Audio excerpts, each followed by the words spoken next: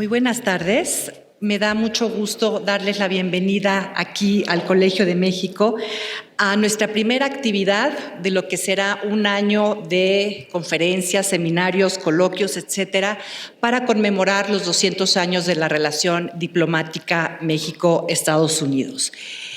Doy la bienvenida muy especialmente al ministro Alejandro Alday, que viene en representación del canciller, director también del Instituto Matías Romero, y a colegas de la Embajada Norteamericana, Roberto Quirós, quien es el consejero para Asuntos Educativos y Culturales. Muchas gracias por estar aquí. Ibis Pérez, también asistente de la Oficina de Diplomacia Pública. Muy bienvenidos al Colegio de México y desde luego a todos quienes nos acompañan en este día que es tan importante para el colegio.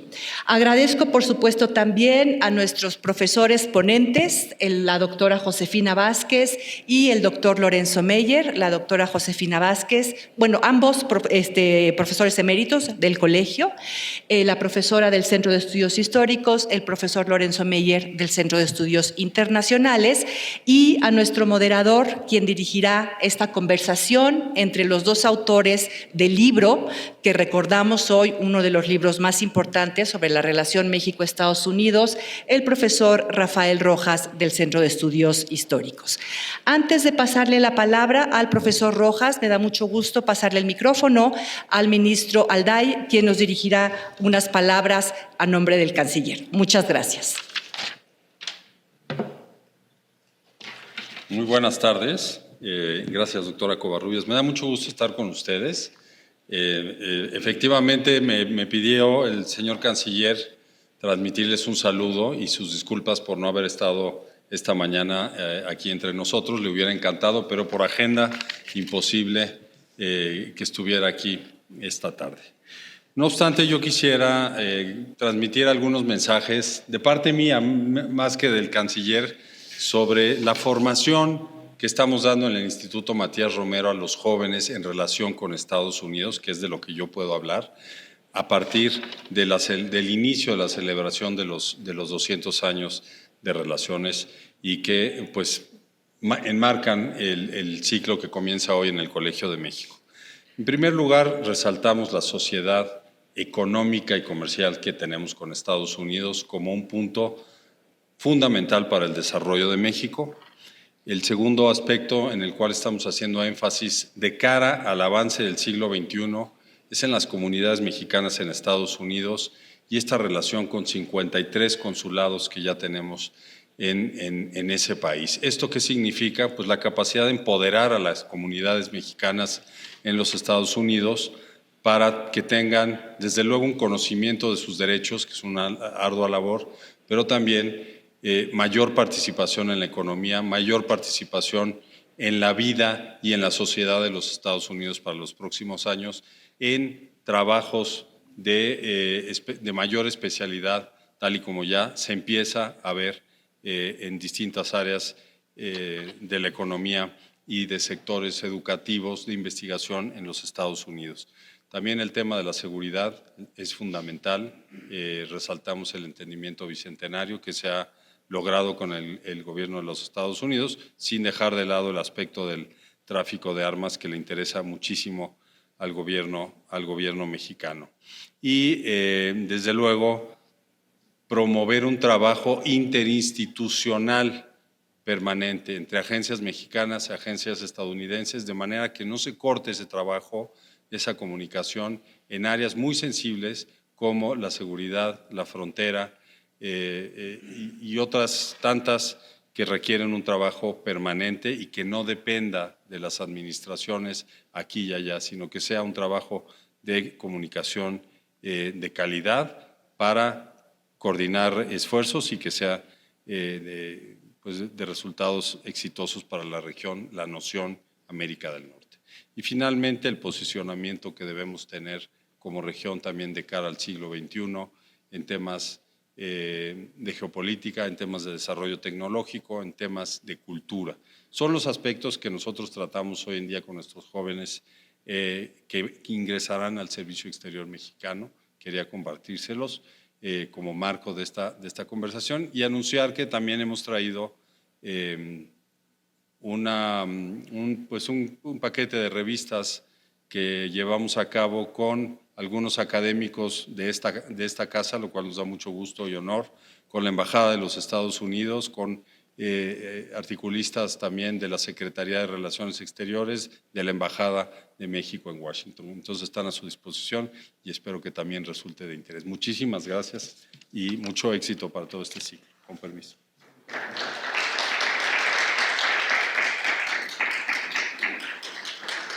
Muchas gracias al ministro Alday y ahora doy entonces ya la palabra al profesor Rafael Rojas.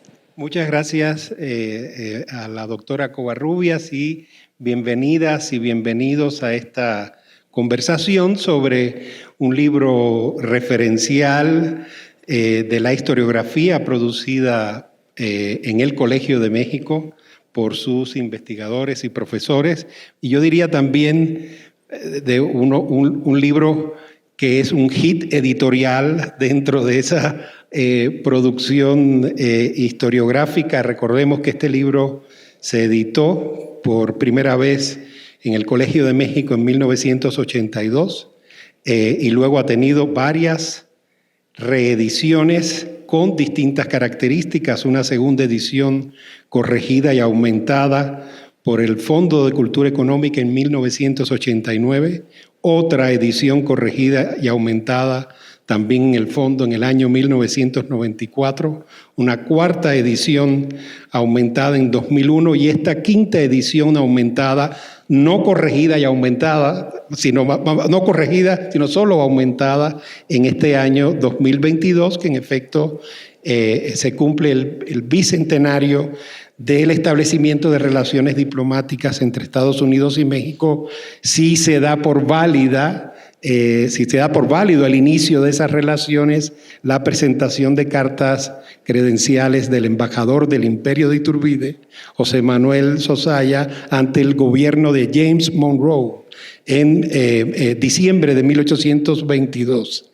Yo les he propuesto a los doctores Vázquez y Meyer una conversación en 3 rondas, yo diría que con intervenciones de 10 minutos cada uno por ronda, digamos, para hacer más o menos como 1 hora y luego abrir a un intercambio con el público.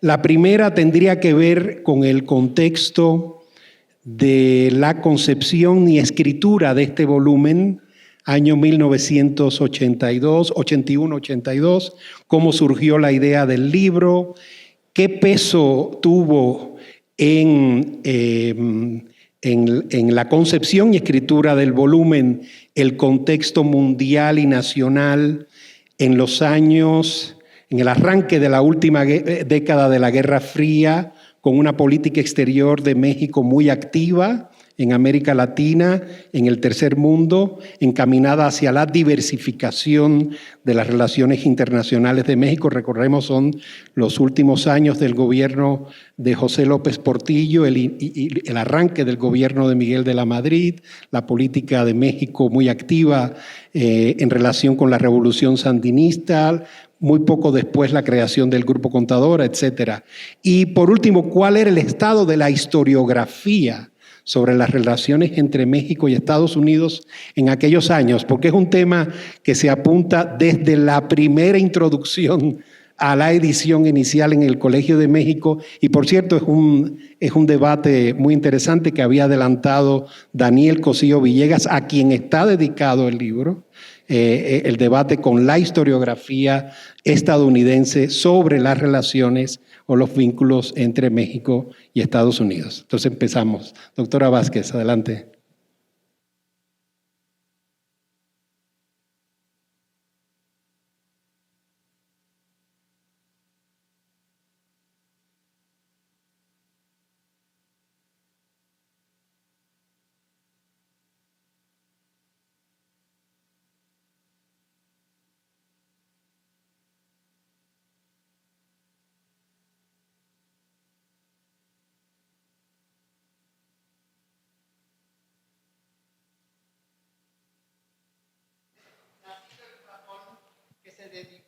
vino a Harvard. ¿Está? A ver ahora. No. Que vino a Harvard a estudiar historia de Estados Unidos. Llegó a ser un profesor muy importante. Primero empezó enseñando en Harvard, que es donde yo lo conocí. Nos hicimos amigos. Curiosamente, John King Fairbank, el director de estudios asiáticos del este de Asia,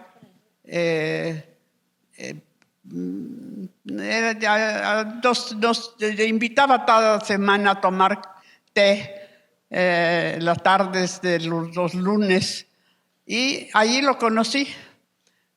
Nos hicimos muy amigos porque la primera vez que vinieron aquí, la segunda vez que vinieron aquí, se reunían en Cuernavaca para discutir las relaciones de México en Estados Unidos con Asia.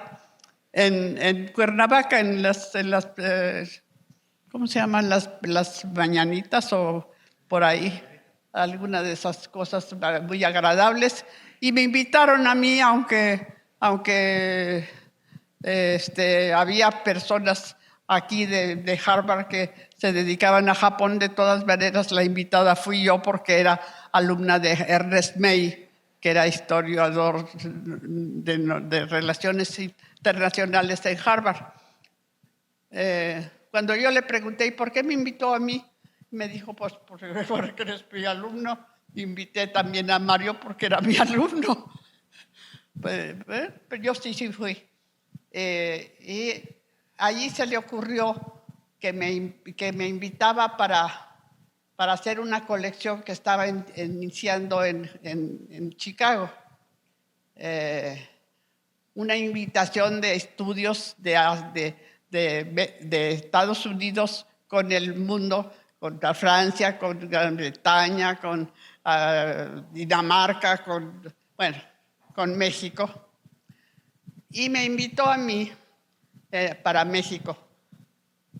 Desde luego yo tenía poco campo para estudiar eso, y yo quería irme adiestrando para hacer algo de historia de Estados Unidos, y lo que me interesaba más eran las relaciones con Estados Unidos, sobre todo el dolor que me daba la pérdida de Texas y del territorio en la guerra con Estados Unidos. Pues acepté, pero le dije, bueno, pero voy a buscar a alguien que sepa del siglo XX, porque yo no me he dedicado al siglo XX, me dedico al XIX. Y me dijo, sí, cómo no, si encuentras quien te acompañe, me parece bien, pero si no, también podrías hacer el esfuerzo de investigar más y eso. Le dije, no, pero no me interesa el siglo XX. Bueno, vine a México y estaba ya de regreso Lorenzo, y le propuse, ¿así? Le propuse a Lorenzo que si le interesaba, y me dijo que sí. Bueno, pues entonces está perfecto, y aceptamos. Pero escribimos el libro en español y se publicó primero en español. El cuento de traducirlo fue de muchas etapas. Muy curioso en parte porque nos ayudaron algunas gentes, como un ex secretario de Estado de la Embajada Americana, Stanley Watson, que era muy amigo mío porque era esposo de una japonesa que era la embajadora de la cultura del mundial en México.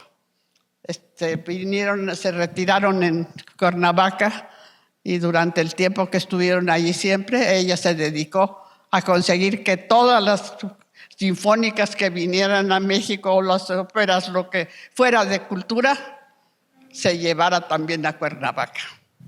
Y en eso gastó el dinero que le dejó su padre, que había sido el fundador del Banco de Japón.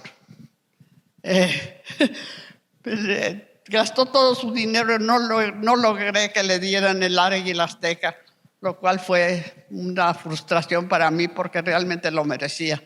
Su marido siempre le decía, te estás gastando todo tu dinero en Cuernavaca. Sí, es mi dinero, no es tuyo. Así es que eso me gusta hacerlo, etcétera. Pero me sentí muy frustrada de no haber logrado ese ARE y el Azteca porque realmente había dedicado ese dinero. Pero bueno, la historia de la relación se hizo con una señora que insistía en que no existían los filibusteros, que la palabra filibustero no existía en inglés, que era verdaderamente enojosa. A distancia, yo estaba en Texas y ella estaba en Nueva York, y era una lata. Verdaderamente fue un dolor de cabeza. Yo ya la soñaba. Ya no quería que me llamaran ni los sábados y los domingos, que se pasaba molestándome con las llamadas, pero bueno, salió. Pero el libro en español ha sufrido muchas, pobre de Lorenzo, porque siempre tenía que ponerlo de acuerdo. Bueno, yo también, pero él más, porque se pasa el tiempo y entonces tenía que alargar más las relaciones. Y nos ofrecieron publicarlo en North Carolina, ¿verdad? ¿Te ofreció este señor?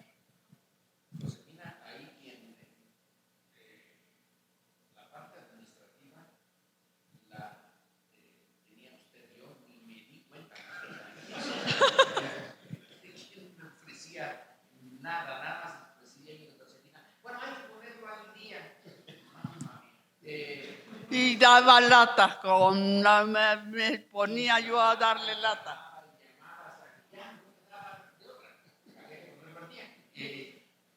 Y así fue. Pero fue. Tú eras la que huyabas.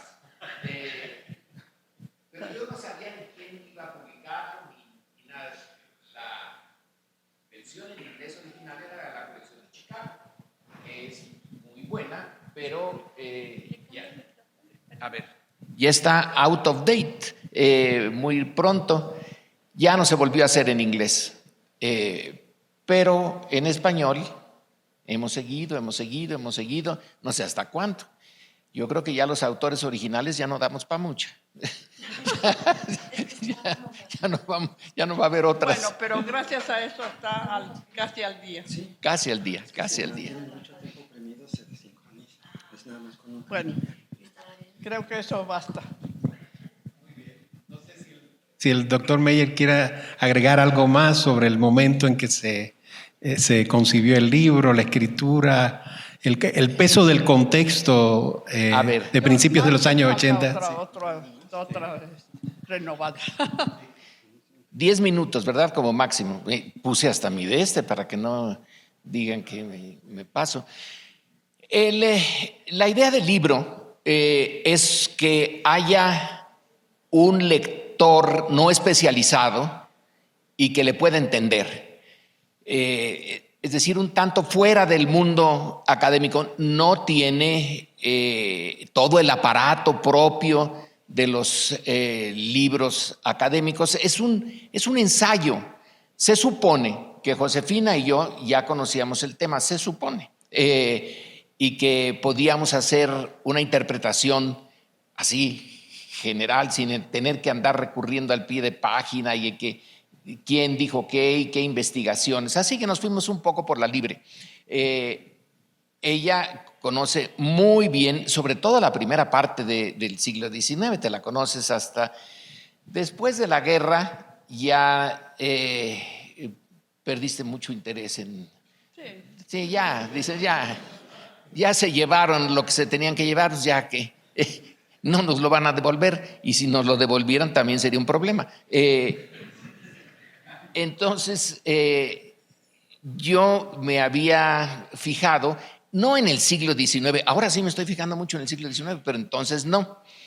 Quedó la cosa muy bien, porque a Josefina no le interesaba a partir de cierto momento, y a mí el echar la vista hacia atrás también me hubiera costado mucho trabajo, porque entenderle a ese complejo de problemas desde fines de la colonia y el principio del 19 es muy complejo. Es estar viendo a Europa, es estar viendo a México, Estados Unidos y a Europa, y cómo se fueron tejiendo las relaciones. Entonces, pues le dije que sí, y el problema fue eso de que la situación sigue evolucionando. Ya el siglo XIX evoluciona muy poco. Evolucionan en sentido de que a veces hay otras interpretaciones, sale alguna obra interesante, pero en el caso mío es que todos los días está cambiando la cosa. Entonces hay que seguir eso, y me gusta, me interesa, más que me gusta, me interesa la evolución de las relaciones con Estados Unidos. Y desde luego, Josefina, a ver, yo diría que no puedes negarlo. Hay como la historia no existe en el sentido, digamos, científico, es una interpretación. Nunca podremos saber exactamente qué diablos pasó. En física más o menos se puede saber que si los átomos hicieron esto o no hicieron aquello, pero aquí ¿qué pasó, por ejemplo, por la mente de los líderes? O lo que más me ha interesado ahora, y que tú metiste esto, ¿qué pasó en la visión del soldado normal, común y corriente mexicano en la guerra? Si hay pocos testimonios de los norteamericanos, sobran, porque sí les daba por escribir y pintar y todo, hasta tenía su parte artística aquello. Pero el conocer qué pensaron los actores, por qué hicieron tal cosa, uno puede más o menos saber qué es lo que sucedió, pero la interpretación es la interpretación que nos da el presente.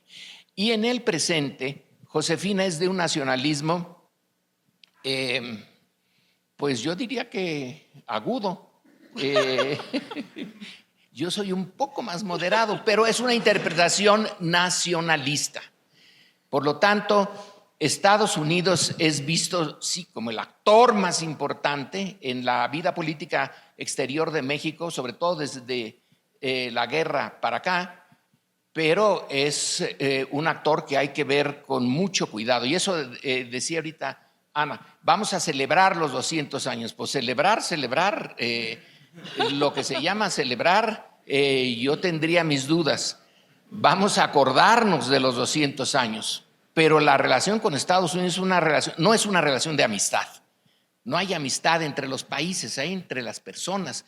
Y aquí los intereses nacionales, interpretados por sus élites, porque también ahí tenemos muchos problemas.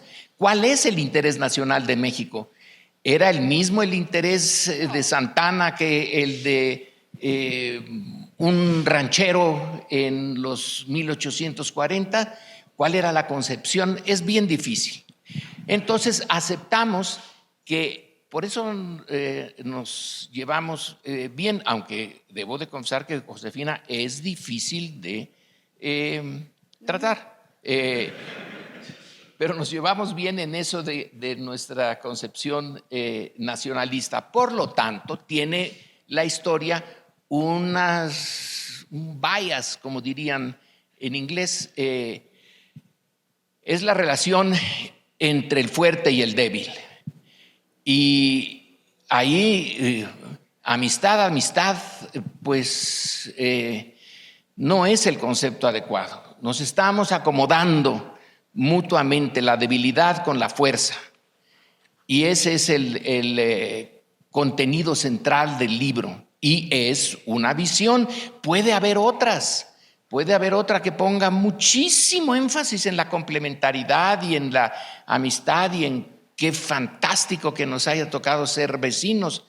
Yo tengo mis dudas sobre que si se escribió el destino de México por el dedo de Dios, como dice el himno, pues no sé de qué lado estaba Dios, porque a nosotros nos ha tocado una vecindad difícil. Puede ser peor, sin duda. Y Estados Unidos la maneja en algunos momentos con mucho tacto, con mucho cuidado, y en otros no. Pero la visión del libro es una visión desde el lado mexicano y el nacionalismo está ahí presente. Hubo un tiempo, y no hace mucho, en donde se decía que el nacionalismo era ya de modé.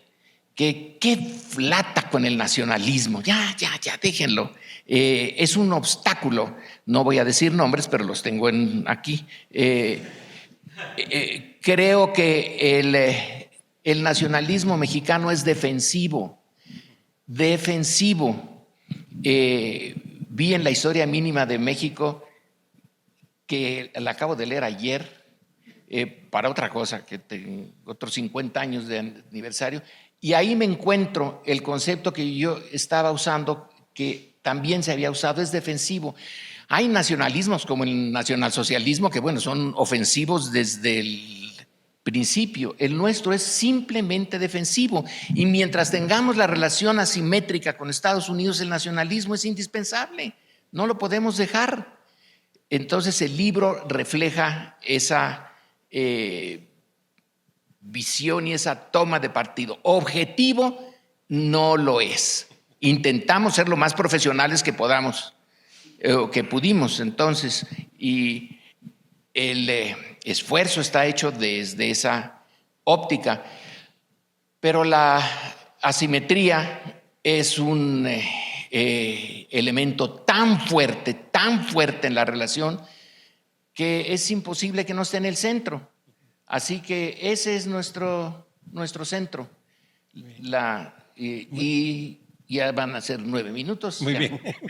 Muy bien. Bueno, yo quería invitarlos ahora a repasar un poco en lo posible y con el breve tiempo que tenemos, la fisonomía histórica de esa vecindad en el 19 y en el 20, porque a pesar de las diferencias entre esas dos centurias que se han comentado, yo en la última lectura que hice de la primera edición tuve la impresión de que el guión para narrar los dos siglos es bastante parecido.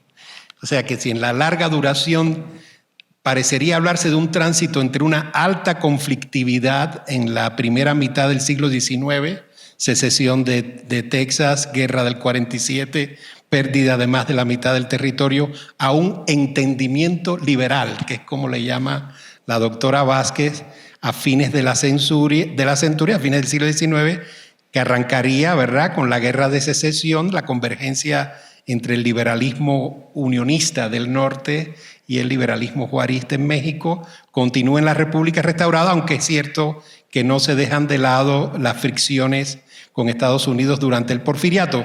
Pero digamos que la historia en el 19 terminaría en ese entendimiento liberal. Y el ciclo parece repetirse en el 20, a pesar de como dice el doctor Meyer, de los distintos finales de esa segunda parte que han ido reescribiéndose en los últimos años, porque se documenta muy bien en la línea de Berta Ulloa o Friedrich Katz, de las tensiones entre Estados Unidos y México en el periodo revolucionario, pero después se retoma esta idea de una concordia limitada de que hablaba Cosío Villegas en los años poscardenistas, en la Segunda Guerra Mundial, hasta el arranque de la Guerra Fría, ¿verdad? Y esa última fase, digamos, de entendimiento, tampoco ausente de una serie de conflictos, más o menos se mantiene en el ciclo que iría de lo que el doctor Meyer llamaba Él más bien cuestionaba en la primera edición la interdependencia asimétrica y hablaba de un nuevo tipo de dependencia, pero iríamos de entre esa nueva dependencia a la fase actual de integración. Lo pongo ahí para ver si realmente se puede hablar de algo así, digamos, de una narrativa similar que pasa de una alta conflictividad a ciertos grados de entendimiento, acuerdo y negociación en un siglo y en el otro.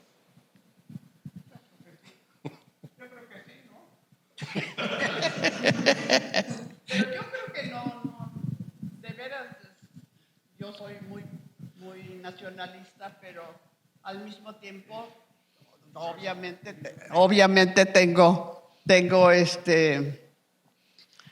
capacidad de entendimiento para moderarme, eso como reconocen algunos comentaristas norteamericanos. Yo creo que es más, algunos Peter Smith y Rosario Green y ese grupo, cuando me pasaron a cuello por la forma en que trataba yo algunos temas, pero en realidad creo que fueron injustos, porque sí he sido moderada, aunque aprovecho cualquier ocasión cuando presentan. Vino un profesor norteamericano que hizo una tesis sobre Lincoln, y entonces compararon algún personal de agregaduría del cultural o alguna cosa, me propuso presentarlo aquí y compararlo con Juárez.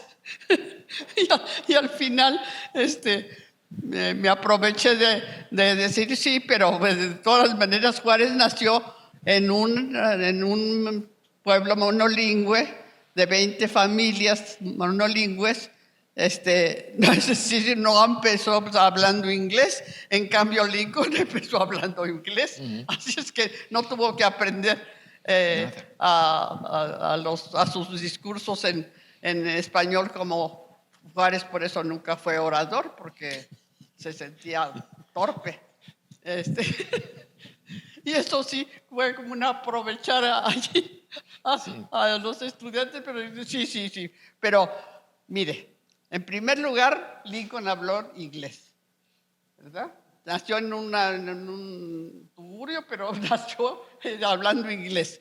Y murió hablando en inglés, en cambio el otro habló latín, griego, francés y inglés y algunas otras cosas. La náhuatl, por ejemplo. Eso sí fue aprovechar hasta el último recurso para lograr imponer al mexicano.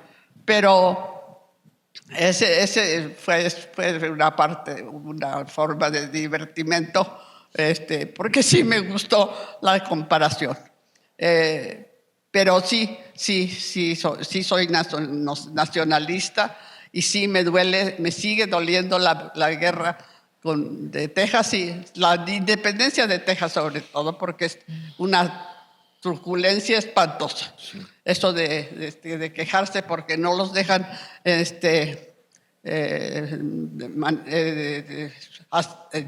tener su religión cuando entraron como católicos, pues me parece verdaderamente tener chutzpe, como dicen los judíos, ¿no? Matar a los padres y luego pedir clemencia por ser huérfanos. Estos son los tejanos. Eso me duele hasta el fondo del alma, pero creo que moderadamente el libro es bastante decente. Lo sigo defendiendo. Tratamos de ser objetivos, Josefina, sin irnos a los extremos, pero la interpretación que el doctor Rojas hace es adecuada. En el inicio del siglo XIX, México, bueno, pues estaba lejísimos de ser una nación, apenas estaba empezando. Estados Unidos ya llevaba un camino adelantado y ese camino adelantado le ha servido muchísimo en la comparación con nosotros. Nosotros solamente llegamos a ser más o menos una nación, más o menos un Estado nacional a finales del XIX. Ya, ellos ya llevaban, ya habían tenido su propia guerra civil, ya se habían hecho el camino para ser gran potencia. En el siglo XX viene la revolución. Y ahí es donde es, como diría Luis Cabrera, la revolución es la revolución. Todo está revuelto y por un momento casi se pierde la idea de nación y de Estado nacional. Un momentito, nada más, no como en el 19. Pero sí fue muy difícil y Estados Unidos es ya una gran potencia. Vaya que sí hay diferencia. Afortunadamente la Primera Guerra Mundial los distrajo bastante. Y pudimos, como dice la hormiguita montada en el lomo del buey, estamos arando, pudimos hacer nuestra constitución. Yo me pregunto si no hubiera habido Primera Guerra Mundial, si la constitución del 17 se hubiera podido llevar a cabo, porque se escribió en el 16, cuando las tropas norteamericanas estaban en México, en Chihuahua, con la expedición punitiva. A ver, que nos digan cuántos países hacen su constitución teniendo ahí una parte del territorio con tropas de una potencia que ya estaba a punto de ser gran potencia, todavía no se graduaba de gran potencia, todavía no entraba a la guerra, pero ya iba a entrar. Y entonces México por un momento desgajado para volverse a recomponer, sí fue difícil y entonces eso pone la atención, como dice el doctor Rojas, muy a flor de piel, casi como en el principio del siglo XIX. Después ya las cosas se acomodan y bueno, no hay forma. Si es una de las dos grandes potencias y finalmente llega el siglo XX a su conclusión y Estados Unidos es la única gran potencia, pues México ya no tiene más remedio que decir que, bueno, pues vamos a ver cómo nos acomodamos aquí, pero nunca nos vamos a acomodar del todo, nunca. Hoy mismo, si uno revisa la prensa de hoy, ve uno la controversia entre la antigua embajadora de México en Washington y el canciller, y uno acusa al otro, oiga, nos querían forzar a recibir como tercer país seguro. No fue así. No, sí fue así. No, nos estamos peleando entre nosotros por algo, por una tensión con Estados Unidos. Con el gobierno de Trump era más obvio la diferencia. Pero ese entendimiento, sí, está el Tratado de Libre Comercio y el TEMEC, ok, están como bases fundamentales, piedras fundamentales de la relación que ya no podemos echar para atrás. Pero un entendimiento así, qué simpáticos son ustedes y qué bien le están haciendo, no. Van a salir, ahora son los migrantes, ya saldrán otros temas, pero hay que estar con esta doble visión. Tenemos que administrar la relación con Estados Unidos y Estados Unidos tiene que administrar la relación con México aunque le pese, aunque no quiera. Nuestro gran problema de la falta de seguridad tiene que ver también con el gran mercado de drogas que son Estados Unidos y que impulsan a la industria de la droga en México y el tráfico de armas que estaba en el siglo XIX, el tráfico de armas y en principios del siglo XX, la Revolución Mexicana no se entiende sin el tráfico de armas de Estados Unidos hacia México. Así que lo seguimos teniendo.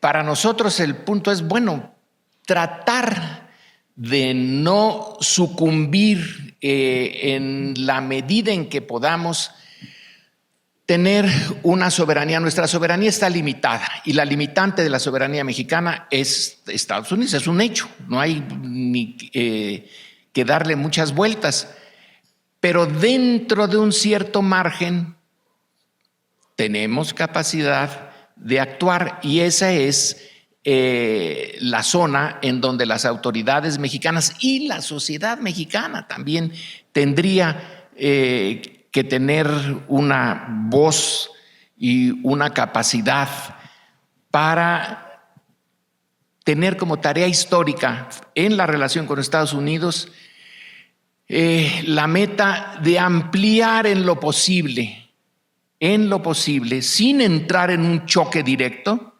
la soberanía limitada de México.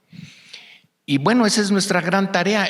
Casi, y con esto termino, casi podría yo decir que no hay relación de México con el resto del mundo que no pase por Estados Unidos.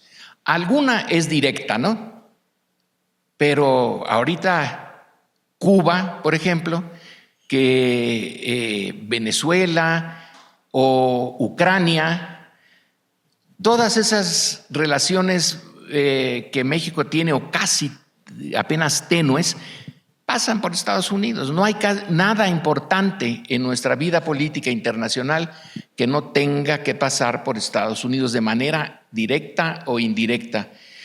Así que para nosotros el tema es bien importante y cierro con esto que me llamó mucho la atención cuando yo fui un tiempo director de un centro aquí y alguien de Finlandia vino. Y uno tiene que recibir a todo el mundo, pues ni modo. Esa es una de las tareas. Y me dice, ¿y dónde está su centro de estudios norteamericanos? No tenemos. ¿Cómo? Nosotros en Finlandia tenemos como 10 centros de estudios soviéticos y rusos y todo. Pues sí, fíjese que nosotros entendimos que la mejor manera de defendernos es no tener ningún centro de estudios norteamericanos para que no se metieran en nuestras entrañas. Fue una mala decisión, la verdad. Pero me extrañó, sí, ¿dónde están los centros de estudios norteamericanos? En el colegio no hay un centro de estudios norteamericanos. Y en parte es una defensa, porque metiéndonos en eso nos abruman. Entonces no hay muchas salidas.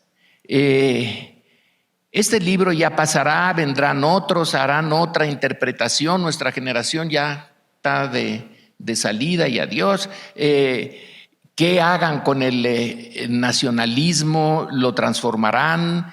¿Lo mantendrán? ¿Lo echarán por la borda?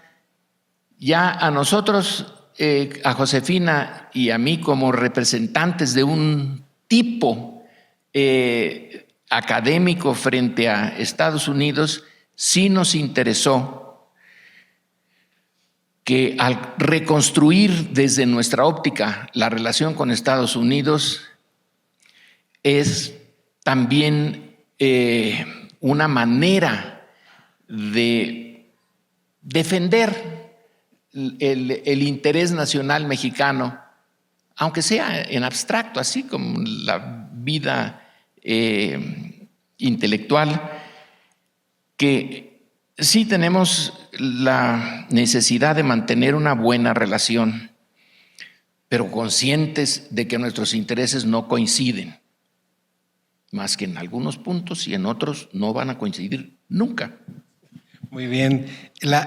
Bueno, mi última pregunta tiene que ver un poco con este tema de la historia de la diversificación de las relaciones internacionales de México en los últimos 40 años, porque este libro está cumpliendo 40 años y con algo que mencionaba al principio, que es el proceso de reescritura del libro, ¿no? En los últimos 40 años. Algo que llama muchísimo la atención es que cada año de edición corregida y aumentada o no aumentada, es un año muy significativo. 1989, caída del muro de Berlín, a un año de la turbulenta elección de Carlos Salinas de Gortari, 1994, levantamiento del EZLN, entrada en vigor del TLC, 2001, el atentado en las Torres Gemelas, el momento,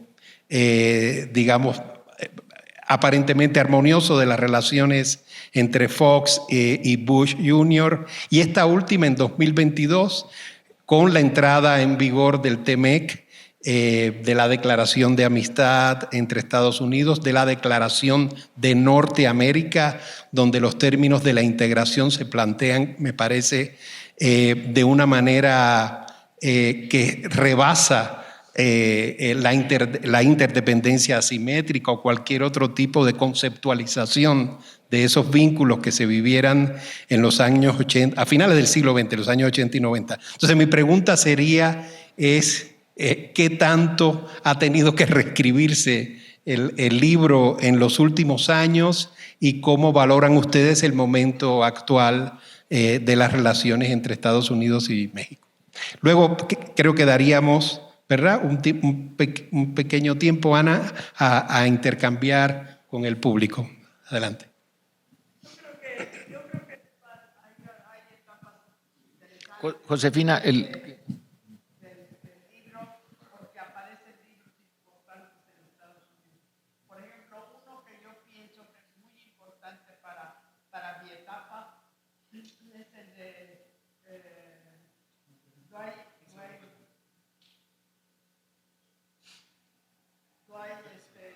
Eisenhower Jr. por favor. ¿Está prendido? Sí.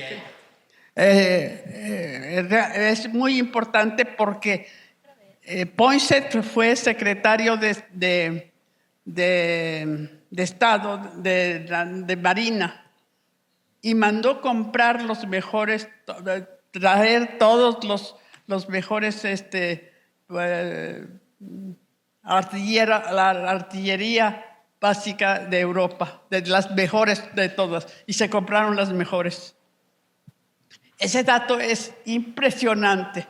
Imagínense al pobre de Mariano Salas, que era artillero, ver con la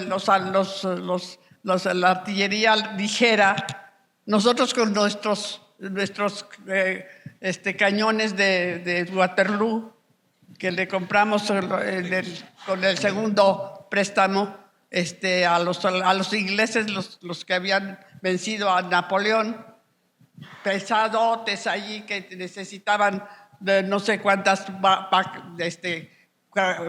bueyes para cargar un cañón, y ellos con unos ligeros de larga distancia. Yo creo que el nada más verlos ya estaba vencido. Sí. No solo el sol de Texas que da tan fuerte en la tarde a la hora que fue sino además los estragos que hacían la artillería. Y luego los soldados que tomaban pinole, uh-huh, y poco más, alguna carne, pero pinole, sí, era lo básico. Sí. Entonces, uno piensa en esas cosas y dice, bueno, pues estamos fritos. Sí. Estábamos vencidos mucho por los elementos en contra, por falta de sí, material, pero sobre todo, me acuerdo que Miguel Soto dijo, no importa tanto la artillería. Dice, pero Dios, la bomba atómica tampoco venció a Japón, ¿verdad?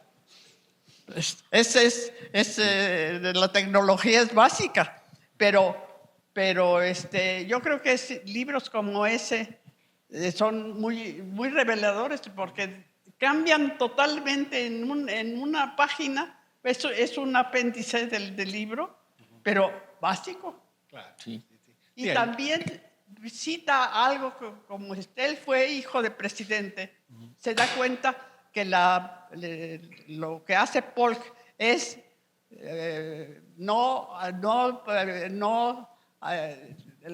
es anticonstitucional el haber reconocido la declaración de esto que hace, porque México estaba pagando. No era admisible eso que dijera que no había pagado. Sí, que estaba ahí la actualización bibliográfica del libro es muy Esa notable para el siglo primera XIX, parte en el siglo de XIX, pero en el XX también los estudios o sea, al principio, en las primeras ediciones estaba Rippey, Callahan, Howard Klein, pero después vienen los estudios de Pero Lowenthal. curiosamente, estos pequeños detalles, Sí. el hecho de que fuera hijo de presidente, Sí, claro. Sí, hace sí. la diferencia. Sí. Creo que es muy importante ese libro. No sabe nada de historia de México y no hablaría español ni nada, pero el libro es muy importante por eso. Sí, sí, sí. Doctor Meyer. Hay también una simetría en este campo. Los historiadores norteamericanos les interesa bastante poco México. A ellos les interesa Estados Unidos, son los mejores. A ti que te gusta lo de Harvard, pues si quieres hacer carrera como historiador en Estados Unidos y estás en Harvard, toma un tema básico para Estados Unidos. Los que se dedican a la historia con México son bastante marginales. Sí. Nosotros están en nuestro centro de atención, ya sea intelectual o política, emotiva, lo que sea. Para Estados Unidos, México, pues es bastante secundario, de no ser por los migrantes ahora y por el fentanilo, pudiera ser que pasara desapercibido.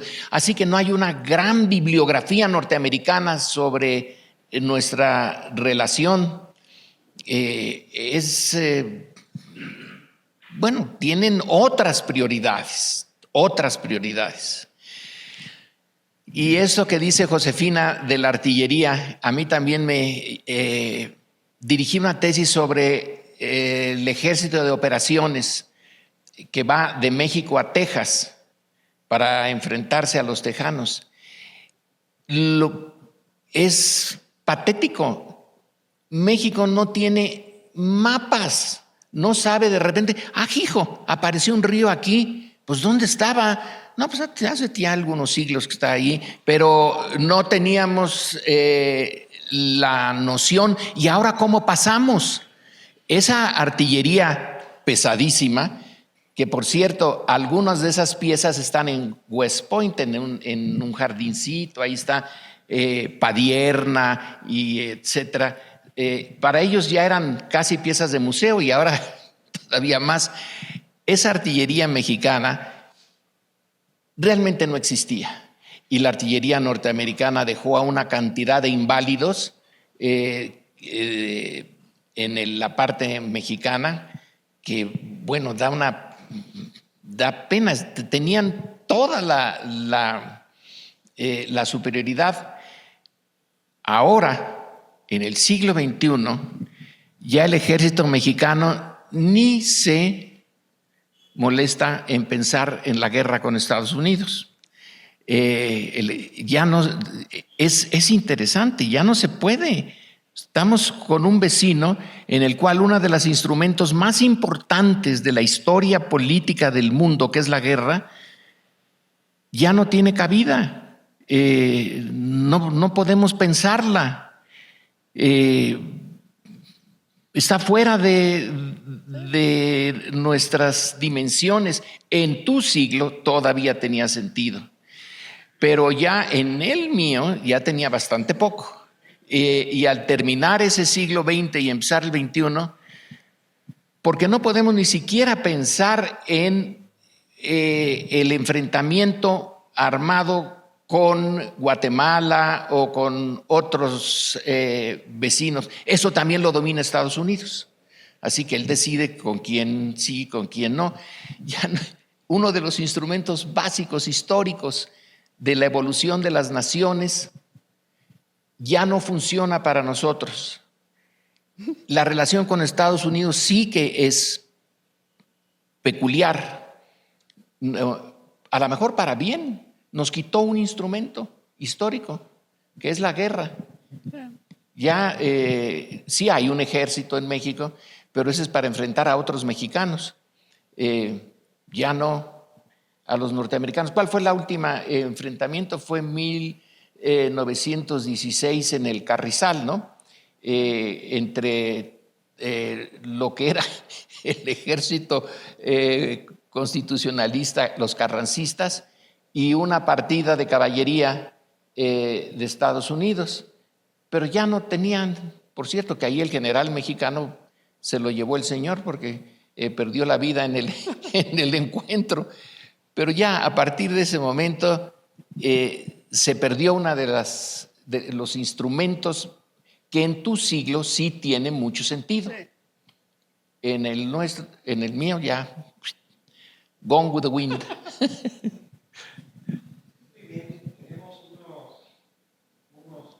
Para algunas preguntas. Empezaríamos con 3 preguntas. A ver, empecemos por acá. Por el joven de acá. Creo que es un alumno nuestro. ¿Se presentan, por favor? Sí. Muchas gracias. Mi nombre es Francisco Alatriste. Soy estudiante aquí en el Colegio de Licenciatura.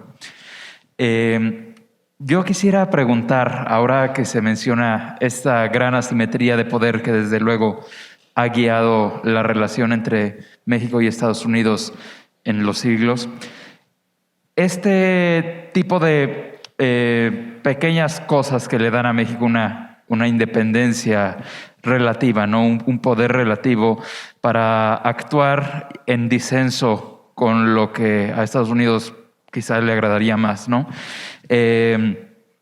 Y cómo históricamente ha habido casos en los cuales, pues, efectivamente México ha hecho otras cosas, a veces porque incluso a Estados Unidos le ha convenido, ¿no? Como en la relación con Cuba para poder ser un intermediario, o incluso el mantenimiento de las relaciones de México con la Unión Soviética, pues también para ser mediador entre las partes, ¿no? Porque eso convenía a intereses estadounidenses. Pero hubo otros casos en los cuales quizá México, en su debilidad, se hizo fuerte, ¿no? Pienso, no sé, en un caso que puede parecer chusco como la fiebre aftosa, ¿no?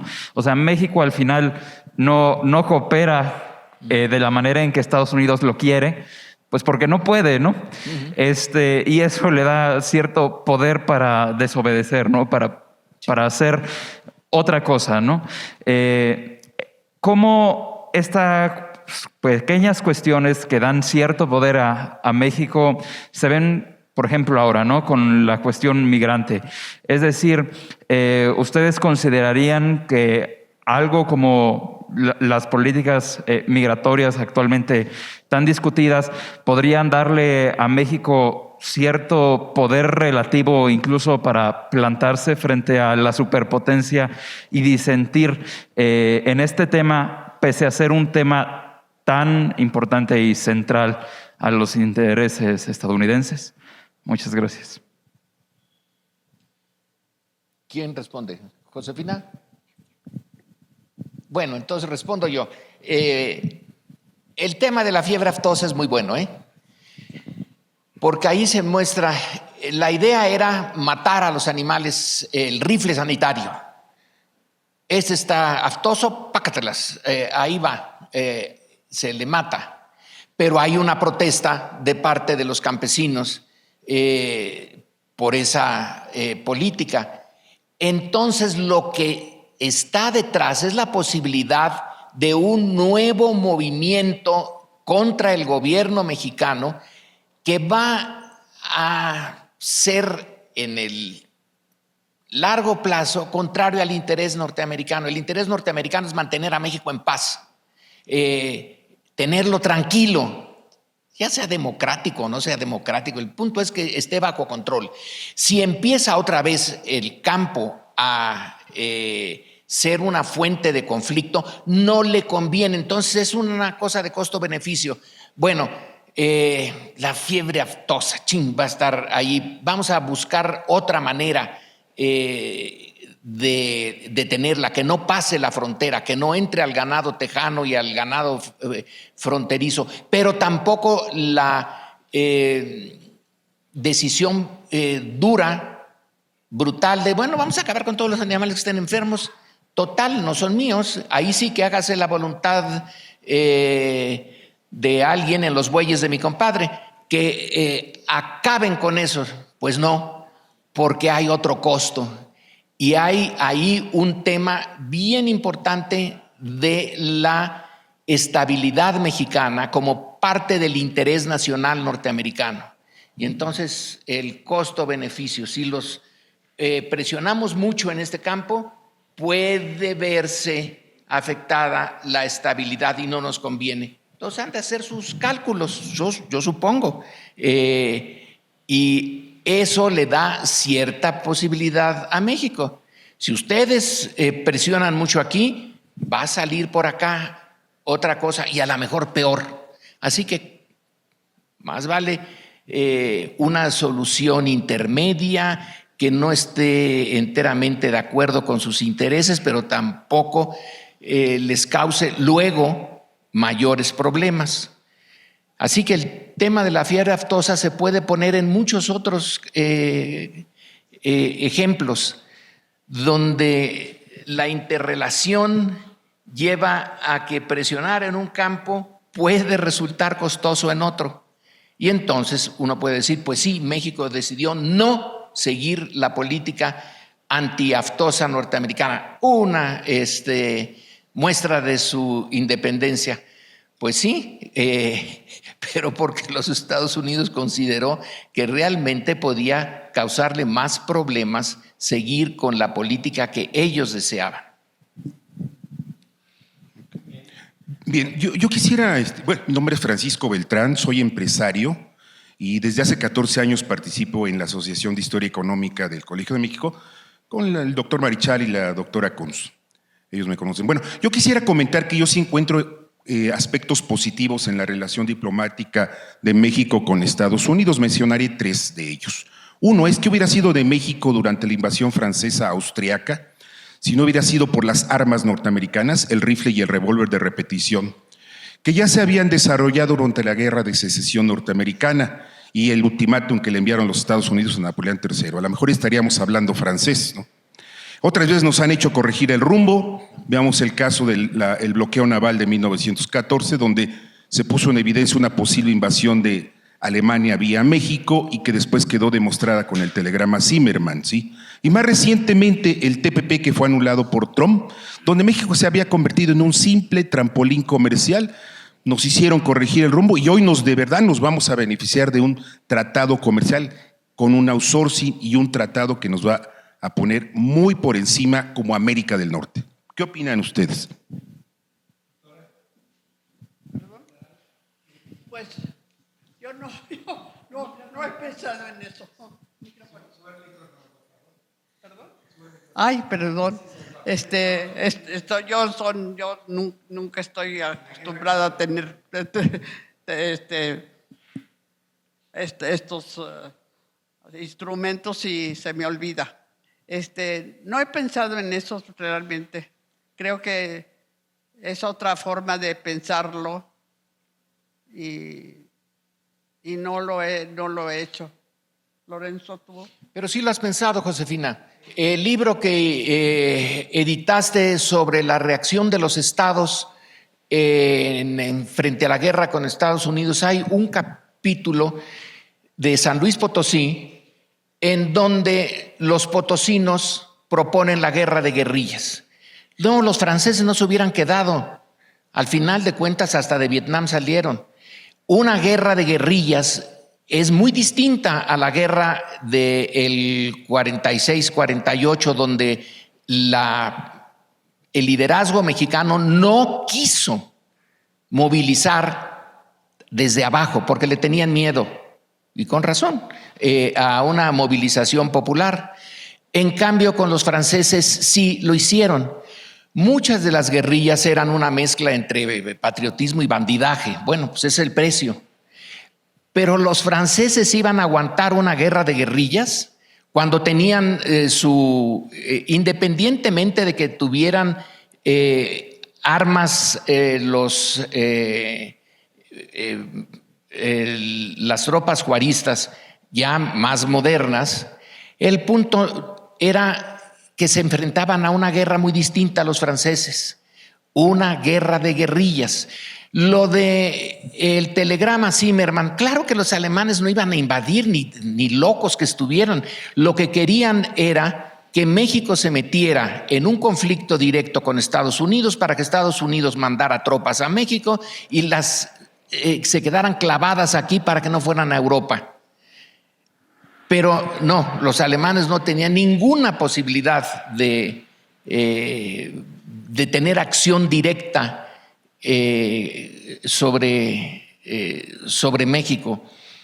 Era un plan descabellado, el del señor Zimmermann, un poco jugando con lo mismo que jugó con India.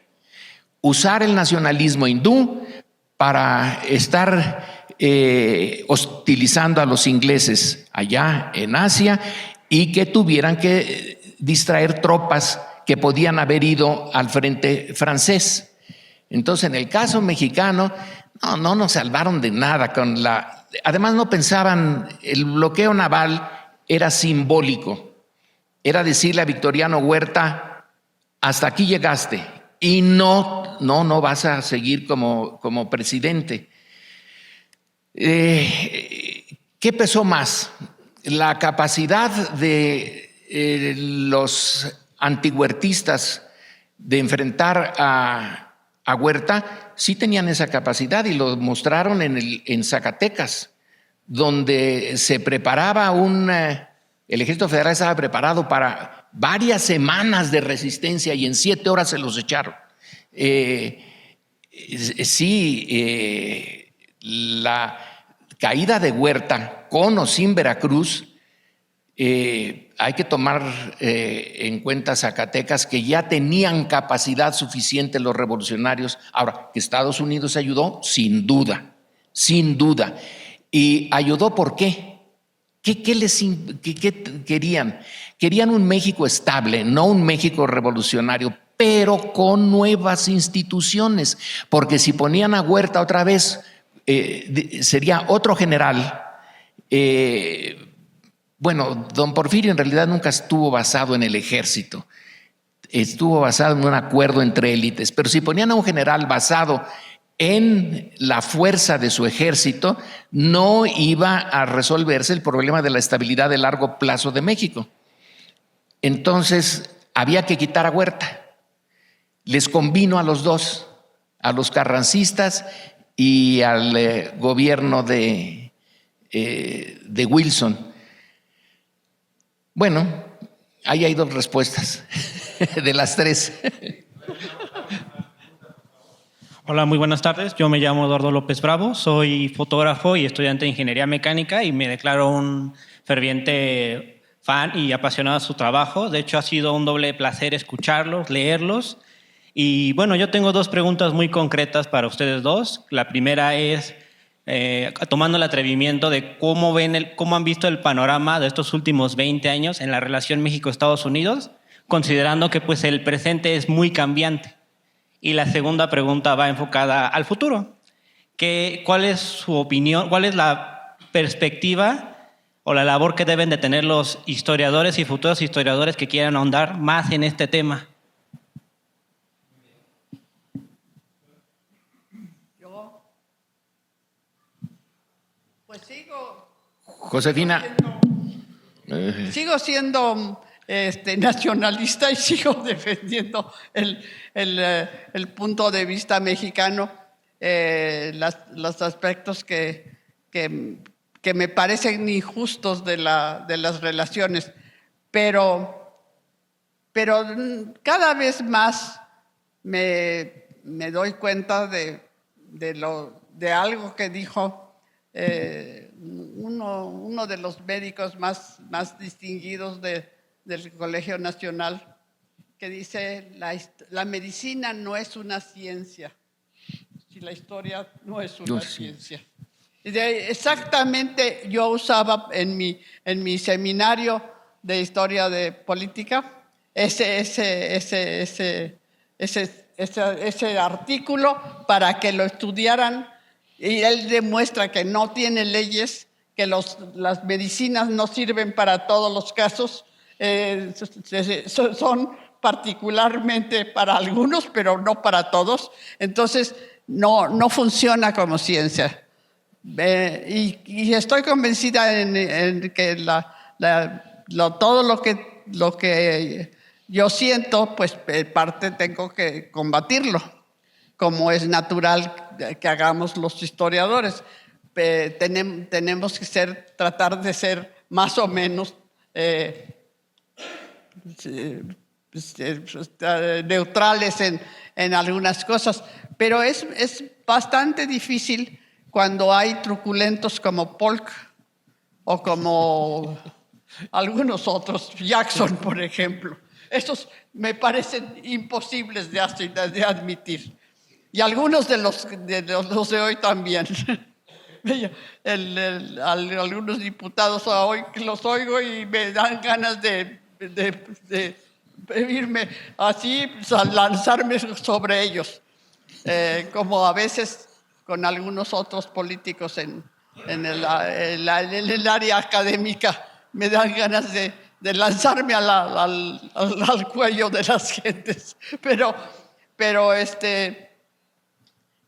que tenemos que ser razonablemente, que las condiciones realmente nos desfavorecieron desde mucho antes, y las condiciones de México son las que son, y entonces tenemos que movernos dentro de esos ángulos, y dentro de esos ángulos pues nos ha ido muy mal en las relaciones con Estados Unidos. Ellos tuvieron la providencia de su parte, no hay duda. Sí. Yo no me preocuparía por cuál es la tarea de los historiadores en los años que vienen, ya la encontrarán. Es segurísimo. Cada quien se hace las preguntas históricas o las preguntas sobre el presente en función de lo que está pasando ahorita.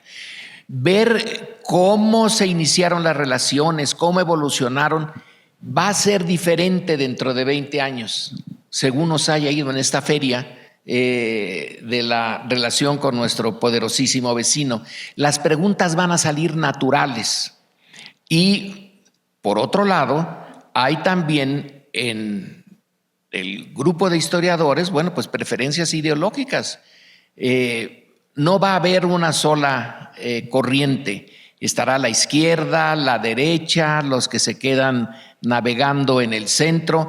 Son los valores personales mezclados con las circunstancias del momento los que llevan a elegir los temas y el enfoque. Una vez elegido el tema, eso sí es importante, es lo que pues le puede uno decir a los estudiantes de aquí, no sé si le hagan caso a uno, pero en la elección del tema sí somos libres y depende de nuestras convicciones y valores. Pero una vez elegido el tema, hay que ser lo más congruente que se pueda con los estándares de la historia académica en ese momento, y que no se le acuse a uno de manipulaciones innecesarias. A lo mejor la manipulación es inconsciente, pero entonces el profesionalismo del historiador debe de estar en primer lugar, pero en elegir el tema. Si alguien elige la relación con Estados Unidos, no es de gratis. Una de dos, o porque quiere fortalecer el tipo de relación que se quiere, o porque es crítico de la relación que se tiene y quiere presentar la alternativa. Ahí los valores entran. Pero una vez que se toma la decisión, la mejor manera de mantener la calidad y por lo tanto la utilidad de la historia es ser lo más congruente con las reglas dominantes de la enseñanza e investigación de la historia en ese momento. No se puede ser objetivo al 100%, eso no. Como dice Josefina, oye Josefina, y espero que a nuestra edad, cuando dices tú, pues la medicina no es una ciencia, y yo espero que sí, porque gastamos un montón en médicos y las farmacéuticas nos roban como bandidos de Río Frío. Entonces, sí, espero que sean un poquito una mezcla entre ciencia y magia. Muy bien, muchísimas gracias. Muchas gracias a la doctora Vázquez, al doctor Meyer. Muchas gracias a todas y todos por acompañarnos en esta conversación. Y les sugiero mucho que compren México frente a Estados Unidos, este clásico, en su última edición, porque esta se va a acabar pronto. Vendrá seguramente una próxima. Gracias.